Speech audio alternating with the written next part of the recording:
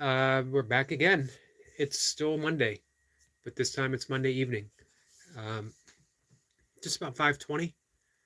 It's also March 11th, 2024. It was a windy, blustery day, but the wind seems to have died down finally. Tomorrow's supposed to be really nice in the high 60s.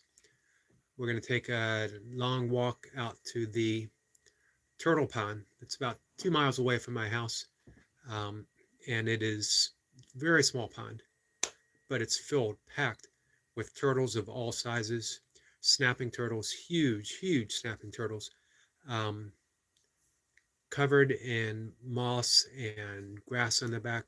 And it reminds me of the uh, William James story of turtles all the way down. I'm sure you guys are familiar with it. I've talked about it here plenty of times.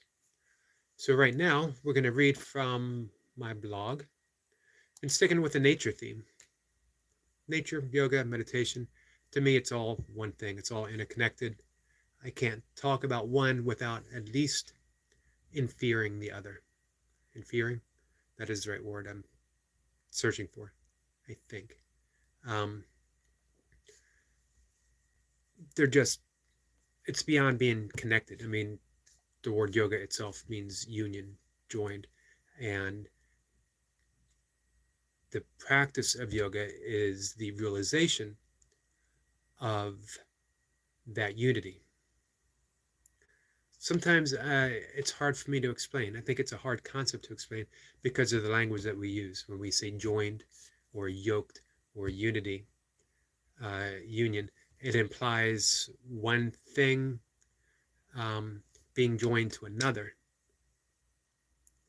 And then we get to two things. Then we enter the state of duality, and yoga is more rightly the art of discovering the non-dual nature of reality. That there is one reality with infinite aspects coming to the surface, vibrating to the surface, and appearing, as they would say in Taoism, the 10,000 things of the world. Um, so when I read about nature, this is going to be something that I read tonight that actually covers the two together, yoga and nature. And it is titled Yoga of Circumstance. Making conversation to see if anyone shows up. Because I always feel bad if someone shows up and I'm in the middle of reading something and then it makes no sense. So I've been taking to reading it twice. First time stumbling my way through, literally. And then the second time I slow it down and I read it um, almost line by line, breaking it down, interrupting myself, a little more free flowing. So let's read it the first time. And if someone does pop in the first paragraph, I don't mind starting over. It is titled The Yoga of Circumstance. It's about finally placing ourselves in the right location. We could call it the yoga of circumstance, or grace aligned, and it's through no small part of simply showing up consistently over time. That's the key to good fortune. Skill plays a role, of course, as well as right knowledge of this particular situation, and intuition too, having the ability to listen to a deeper sense of wisdom. And it's through this that we literally place ourselves in the most auspicious of occasions. Every time. It's the yoga of circumstance, or we could call it good fortune. For me, it's yoga, union, infinite aspects of life joined in display of this moment, and that I simply find myself in the confluence of these affairs. Fortunate indeed. Yet it is my practice that has brought me here, my patience, showing up through every wish of what might occur, and then just as easily letting each expectation go and enjoying the sweetness of this moment exactly as it's found. With this, everything is auspicious. My most recent example is finding myself under an owl tree. For weeks, I've traced the owls by sound, showing up close but never quite able to pinpoint a location. I've gathered information on their habits, knowledge of where they might like to hunt and rest, steering my walks in their most likely area, frequently pausing to listen for their call.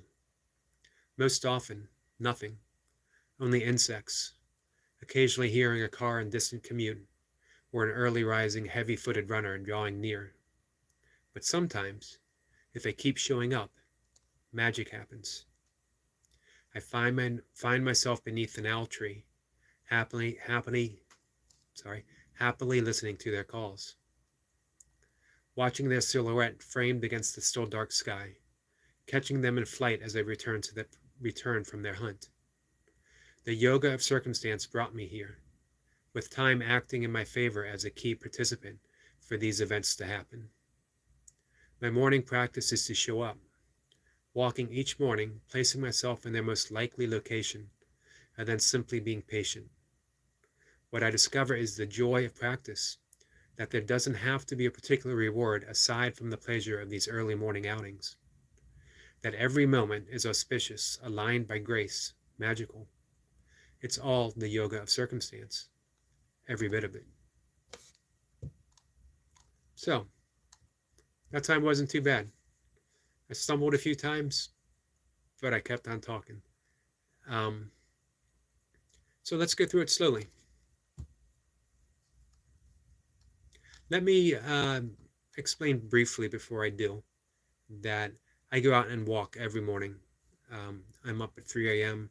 I have my breath work and meditation and my yoga practice. I drink a cup of coffee while I write for about an hour, and then I go out and I walk 2 to 3 miles, brisk pace, stopping often to listen, whatever catches my attention. Frequently there's deer, occasional raccoon, sometimes a fox, a beaver. A couple months ago, I have not seen him since. I hear the ducks, I hear the geese. They're going to be a problem in another month because they will be laying eggs and they're extremely protective and they are all over the path that I walk. So I'm going to literally have to find another path. So part of my practice, and I consider this part of my yoga, is getting out in nature every morning. I really love hearing owls calling back and forth. It's such a magical sound. Occasionally I see them. Sometimes I see them in the daytime. Actually, lately, more often I see them in the daytime. I know where they nest. I know where one nest, two. There are a couple. So I'll show up under their tree, try to catch a little clip. That's part of my practice too. That's part of my yoga practice because I'm putting myself in a place where I feel most part of nature, most alive, most thriving in the circumstances of where I am. I love that thought of being a participant in nature, that I'm not a spectator, I'm not a witness. I am part of that all-pervading consciousness of nature itself, observing myself as the observer of an owl, if that makes sense. Witness to the witness until all that disappears and there's just what's going on. So that's the backdrop of me writing this. It's why I say it's about finally placing ourselves in the right location. We can take that off of the path, not just looking for owls. If you want auspiciousness to happen in your life, if you want to be fortunate, if you want to be in the right place at the right time, you need to put yourself in the right place at the right time. Consistently show up every day. Show up for your yoga practice. Show up for your meditation. Show up on your knees to pray. Show up in nature just to get those good vibes. Show up at your desk to write. Show up at the empty canvas to paint. Show up at the clay to sculpt, or a piece of paper to do origami, whatever it is. Show up with your camera in hand. Show up on YouTube and make a video, if that's what you want. CDog23, what's up, Eric? Hey, CDog, how are you? I appreciate you being here. So, again, it's about finally placing ourselves in the right location. We could call this the yoga of circumstance, or grace aligned. I love that, grace aligned. And it's through no small part of simply showing up consistently over time. That's the key to good fortune. Skill plays a role, of course, as well as right knowledge of the particular situation, and intuition too, having the ability to listen to a deeper sense of wisdom, our intuition. And it's through this that we literally place ourselves in the most auspicious of occasions every time. It's the yoga of circumstance, or we could call it good fortune. For me, it's yoga, union, infinite aspects of life joined in display of this moment, and that I simply find myself in the confluence of these affairs. Fortunate indeed. Yet it is my practice that has brought me here, my patience, showing up through my every wish of what might occur, and then just as easily letting go of expectations, enjoying the sweetness of this moment exactly as it's found. Things don't have to manifest exactly how I want them to. Sometimes they do. Most often they don't.